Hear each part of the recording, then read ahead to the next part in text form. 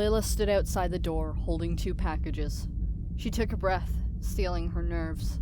She knew that there was no way this could go wrong, but all the same, there was nothing she could probably do or say to make this better. Too many bad things have happened lately. This one good thing had to go right. She took one more breath, scanned her tablet, and stood at attention as the door slowly opened. Layla quickly took stock of the room. Inside, she saw her. Not quite the mother she knew. Her hands were smoother and her eyes were not quite as tired as she remembered. Still bloodshot, though. That hadn't changed. "Go away," the girl demanded. Layla held up a busy hand, swaying her bags while still clearly showing the tablet on her wrist. The executive nodded towards the shock collar resting on Scarlett's shoulders. "I'm still in charge here," she reminded Scarlett in her signature dominating voice.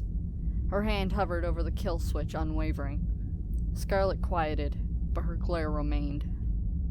"They've told me you refuse to eat," Layla remarked, her tone scolding. "Stand up and stop acting like a child."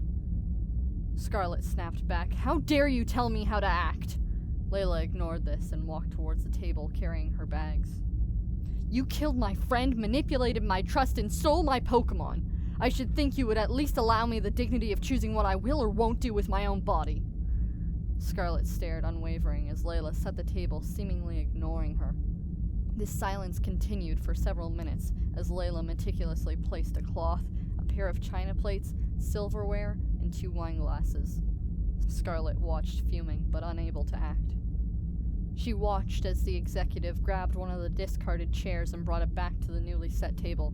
Shortly after, she issued a command. "Sit." Scarlett stood still. Layla sighed, expecting this. She walked down to the other side of the table and sat down on the opposing chair. She reached down, grabbing a large ceramic bowl. She placed it on the table, wincing. It was still hot. Grabbing one of the napkins, she then removed the lid, allowing the heat and steam to escape. Seconds later, she heard a strained growl and looked up as Scarlett's knees buckled reluctantly. "Steamed cheese eggplant," Layla commented. "That's my favorite." Scarlett sniffed the air cautiously. "I remember." Layla watched Scarlett hesitate. The prisoner stood still, but every few minutes she would take a quick glance at the dish. Sometimes one of her breaths would last a few seconds longer than they needed to, involuntarily wiping her mouth once or twice. Layla, tired of waiting, removed a large serving spoon from her bag and began to scoop a generous portion onto her own plate. After, armed with knife and fork, she began to divide her serving and eat it in front of her guest. As nearly half of Layla's serving was gone, a thud was heard on the other side of the table. Scarlett had taken the other chair and hurled it across the room.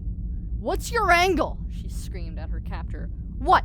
Do you think coming in here will let me forgive you? Do you think we'll bond over tea and have a lovely mother-daughter afternoon and everything will be okay?" Layla continued to eat. Scarlett continued to scream. "What the bloody hell is wrong with you? Is this how you treat your teammates? I saw what they were like at the power plant. That wasn't loyalty, that was brainwashing."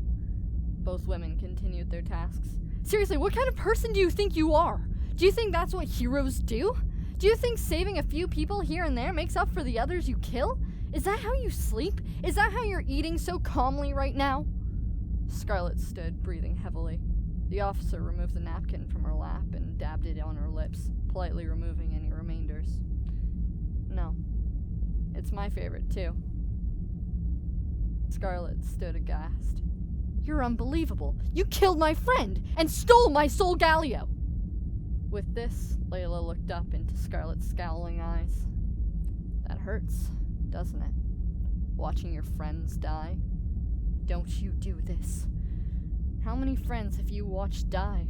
Don't you play this with me. How many?" Layla stood up, throwing a knife on the table, shattering her plate. "What, one? Was it one? That same friend that was dead in our time? Believe me, you forget about her real quick. You went straight to Dad and abandoned your team because sticking by with your other friends was too painful. That never happened! Not me! Yes, it did! Just because it wasn't you specifically doesn't mean it wasn't actually you! You're insane! No. You think those stupid kids down there know you better than I do? I know what you're actually like because I lived with you for 11 years, and they only knew you for less than 1. Scarlet paused. 11. Yes, 11 years. You must have guessed I didn't grow up with you the whole time.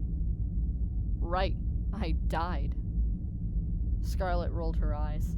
Layla paused, a little surprised by the comment. Scarlet scoffed dismissively. Layla put her hand to her face and began to chuckle. Scarlet on with a disgusted face. Is this where you begin your mad laughter? She asked, trying to sound confident. No. Layla laughed, actually beginning a small fit. You're just confused. It's funny. No, I'm not. I died. That's the whole nightmare timeline thing, right? Well, yeah. You died, sure. But that's not why I didn't live with you the whole time.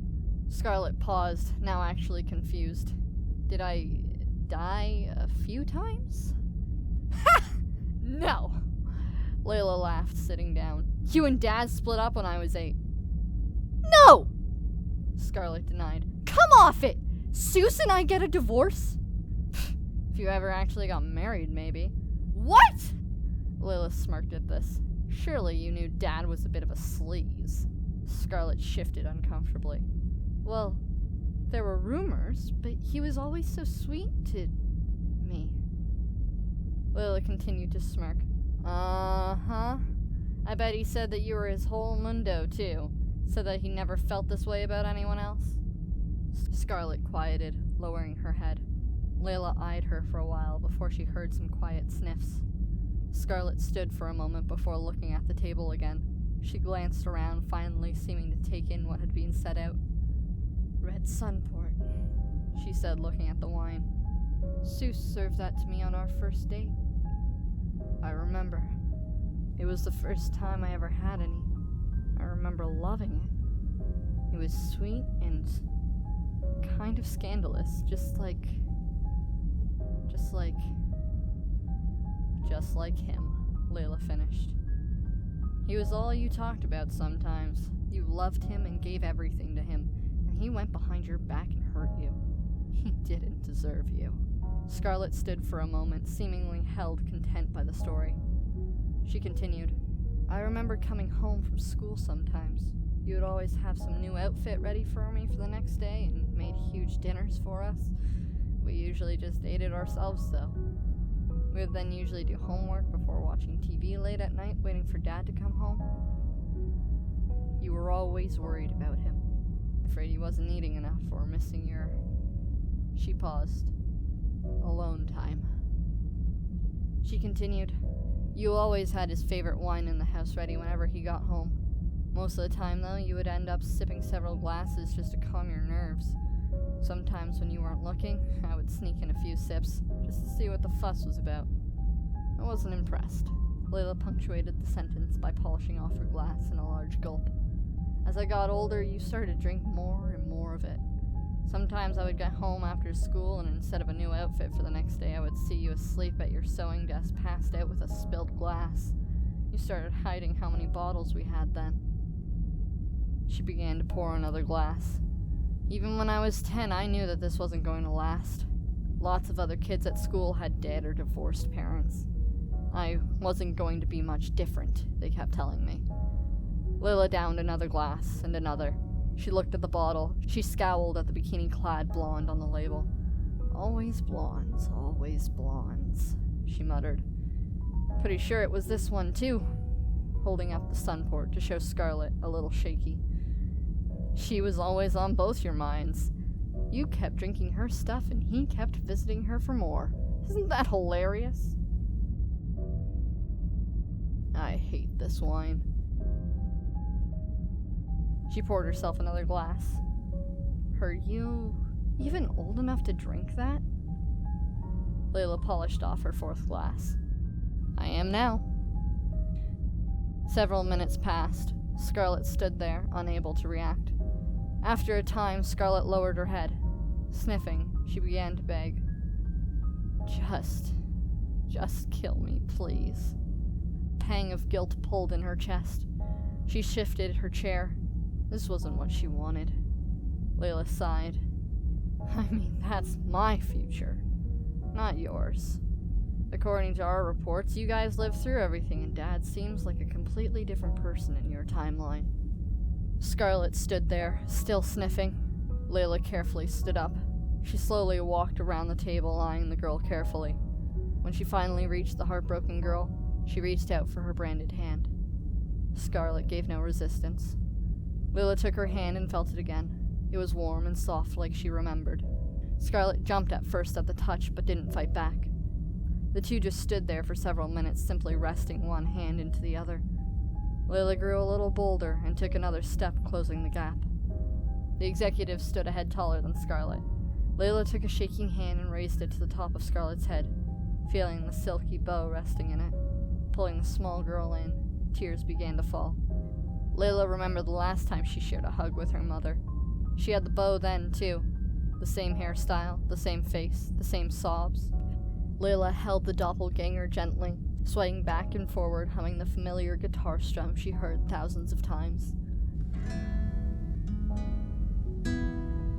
She smiled to herself. They stood there for a time. Scarlet hadn't moved in what felt like minutes until finally, Layla felt a palm rest against her back. I want to go home. I know. We used to do this a lot, you know? Especially after you and Dad split up. I want to go home. I really wish I could let you. Layla felt Scarlet's head move as it buried itself deeper into her chest. Layla returned the gesture by resting her cheek atop Scarlet's hair.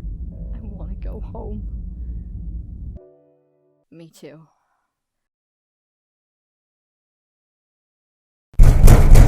Straishi Masu! Layla Senpai! Her eyes snapped open, barely able to respond. Layla Ni-san!